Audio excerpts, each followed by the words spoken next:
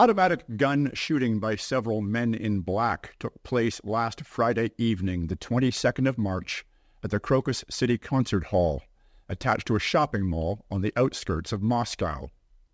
The terror attack preceded a concert. The hall was therefore crowded with people. The assault was followed by a massive explosion. The official fatality count now stands at 139, with an as-yet unconfirmed number of injured. The terrorist organization Islamic State, or ISIS, claimed credit for the attack, but there are a number of facts that mainstream media didn't tell you, as revealed in a recent article by Michel Chossudovsky, a Canadian economist and professor of economics at the University of Ottawa. He is also the founder and director of the Center for Research on Globalization. Chossudovsky has authored several books, including The Globalization of Poverty and the New World Order.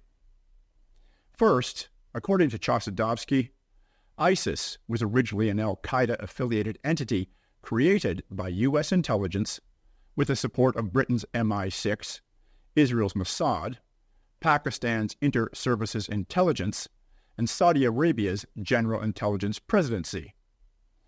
The U.S. has supported al-Qaeda and its affiliated organizations, including ISIS, for almost half a century, since the heyday of the Soviet-Afghan War, in an effort to destabilize the Middle East.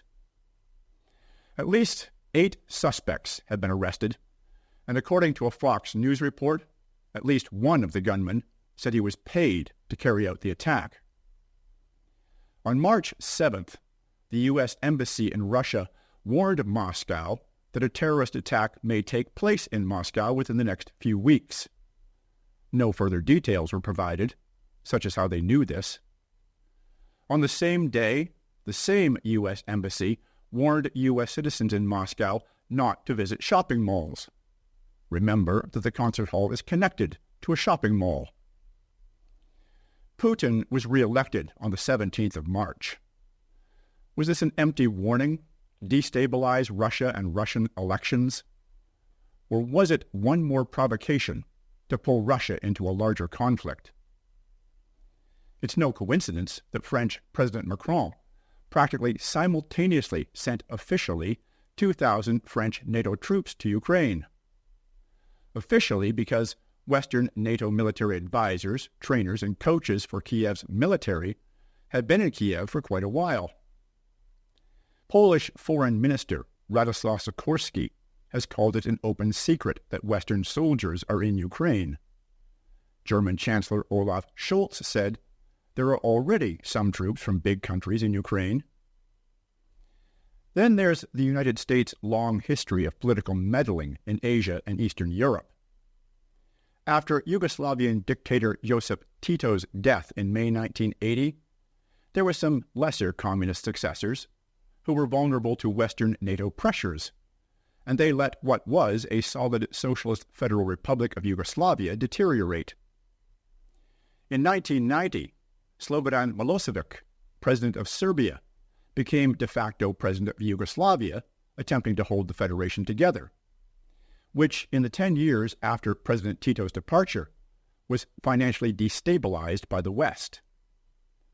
In the 1990s, Yugoslavia was one of the first cases where the World Bank IMF Washington Consensus was applied full scale, indebting to destabilize, create internal unrest, and divide.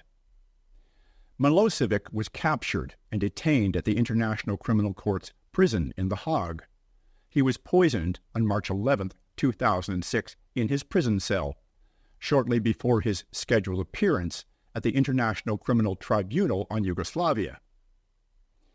Once divided with constant civil unrest, there was justification for Western rescue, bombing Yugoslavia literally into bits and pieces, leaving what we have today, numerous so-called independent former Yugoslavian federal states being economically and with sanctions controlled by the West.